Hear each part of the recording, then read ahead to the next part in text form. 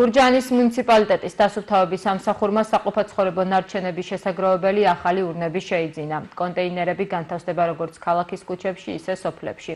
ურნების შესაძენად კონსოლიდირებული ტენდერი გამოცხადდა, რომლის მიხედვითაც 600 ერთეული კონტეინერი აიფს ეტაპობრივად გადაეცემა. ღირებულება კი 275,000 ლარში ადგენს. მერია წელს ნაგავმზიდი ახალი მანქანების შეძენასაც გეგმავს. დასუფთავების სამსახურში პროფესიონალი კადრები არიან, ახლა კი დამატებით ვაკანსიები ცხადდება შემდეგ პოზიციებზე მეეზოვე, მტვირთავი და სპეცმანქანის მძღოლი. გურჯაანის მუნიციპალიტეტში პირველ ეტაპზე შემოვიტანეთ 200 ნარჩენების შესაგროვებელი ურნა, ეხლა ხორციელდება მეორე ეტაპის შემოტანა, რაც ითვალისწინებს 150 ნარჩენების შესაგროვებელი ურნის შემოტანას. რამდენიმე დღეში განხორციელდება მესამე ეტაპი, რომელიც ითვალისწინებს 200-ზე მეტი ურნის შემოტანას.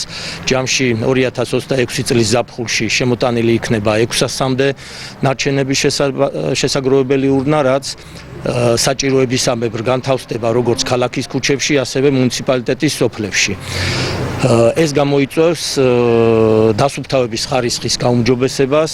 ყველას კარგად მოგვეხსენება, რომ ყოველწლიურად განსაკუთრებით ზაფხულის სეზონზე ნარჩენების რაოდენობა უპრეცედენტოდ იზრდება, რაც როგორც ყველასთვის, ასევე გურჯაანის მუნიციპალიტეტისთვისაც გამოწვევაა. სწორედ ამიტომ გურჯაანის მუნიციპალიტეტი გეგმავს უახლოეს მომავალში ნარჩენების შესაგროვებელი მანქანების შემოყვანას, რაც ასევე გაუმჯობესებს დასუფთავების ხარისხს.